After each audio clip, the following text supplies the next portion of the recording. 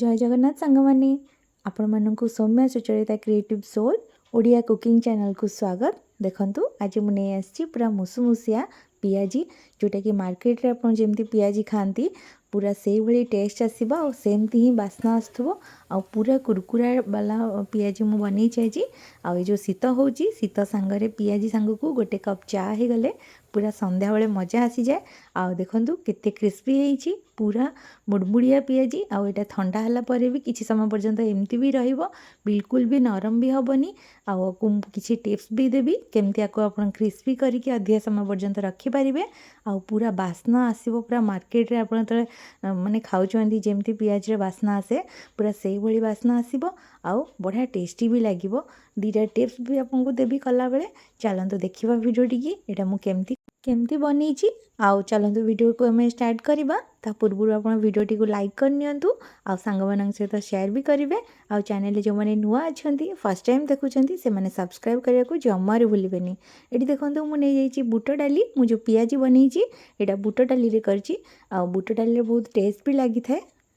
ये मुझे चोपा छड़ा बुट डाली फर्स्ट आम भिजा पड़ो मुझे आगुरी किसी भिजेकी रखी गोटे गिना साइज्र हम मुझे नहीं आप कम बेसी भी करें। मुझे 4 ରୁ 5 जन खावाई करी तो आप अधिका कर दुई ताटिया भी नहीं पारे। देखो मुझे 2 घंटा है भिजे देती आ बुट डाली बढ़िया से भिजी जाइए। देखो आपको भिजिला आप 2 ରୁ 3 थर और गोटे फेण टाइप जो पानी बाहर ताक भलसे धोई ने जमी भलसे डाली क्लीन हो क्लीन हो गला आम आपको पानी रू बाहर करी गोटे ग्राइंडर जार सबुतिक देदेबा। ये देखंतु मु ग्राइंडर जार सबुतिक देदेची आम ए मार्केट भली टेस्ट आने किसी मसला भी दबा। ये मुझे देदेची गोटे रसुण ता चोपा छड़ेकी देदेची रसुण मस्ट देबे कहीं जब मार्केट परी करने चाहते तो रसुण दबा पड़ो। रसुण अदा कंचा लंका मुझे देदेची कंचा लंका 4 ରୁ 5टा देची आउ एटा कम राग टी अधिका देची आप कम भी नहीं पारे। एथे गोटे कप पानी देकी मुझे पेस्ट करनी बेसी पतला करें बेसी पतला कले आपण पियाजी भलसे माने हो पारनी। जदि भी बाई चान्स आप पतला हो जाए 2 चामच बेसन देकी आप 2 ରୁ 3 चामच बेसन देकी एडजस्ट करेंगे। एबे आम गोटे जगह को बाहर करना मुझे गोटे बाउल को ट्रांसफर कर नौची सबुतिक देखो ये मुझे डाली जो पेस्ट आम करते देदेली जो पियाजी आम बनवा गोटे टेस्टी कराया मुझे देदे बंधाकोबी किसी काटिकी नहीं आठ अधिका मात्रा टे पियाज नहीं पियाज ये मुझे 2 ରୁ 3टा बड़ बड़ साइज्र आ धनिया पत्र भृषंग पत्र नहीं।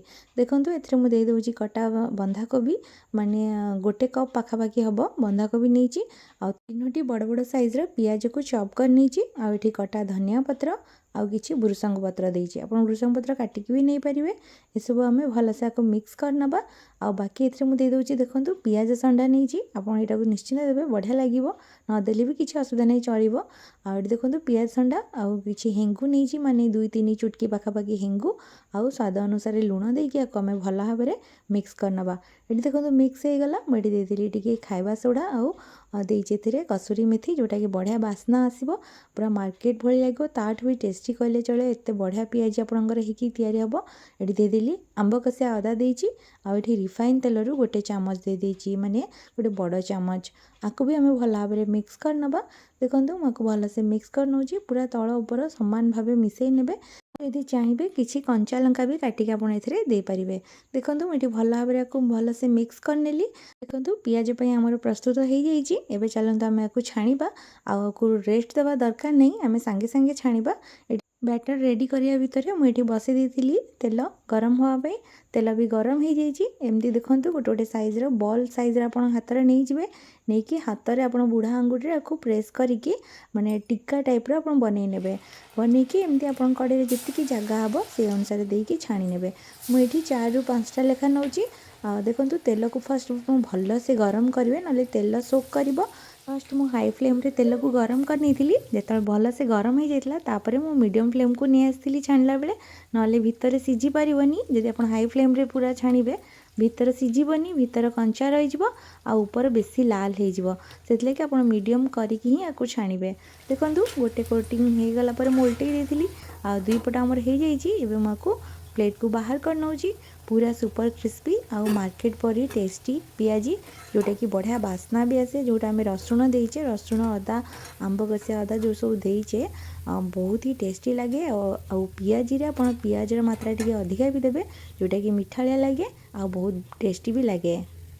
आप एमती संध्या बेले करके चा सहित एंजॉय करूँ, आपको निश्चिंत भल लगे। देखूँ सेम प्रोसेस रे मुझे आउ थे देखी दूसरी गोटे गोटे बॉल करनेली। जो साइज रे आप पियाजी करेंगे सेमती बॉल करने आपको हाथ में प्रेस करके पतला पतला कि देदेवे।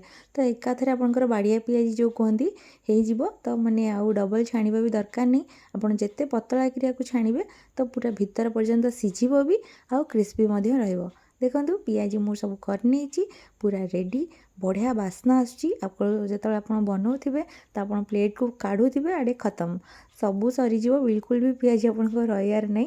तो ये रेसिपी की थोड़े ट्राए करूँ, केमती लगे मत कमेंट बॉक्स में निश्चिंत जानवे। प्लीज़ प्लीज़ प्लीज़ चैनल को सब्सक्राइब निश्चिंत करेंगे। रोची पुणी देखा गोटे नेक्स्ट वीडियो रे, से पर्यंत राधे राधे।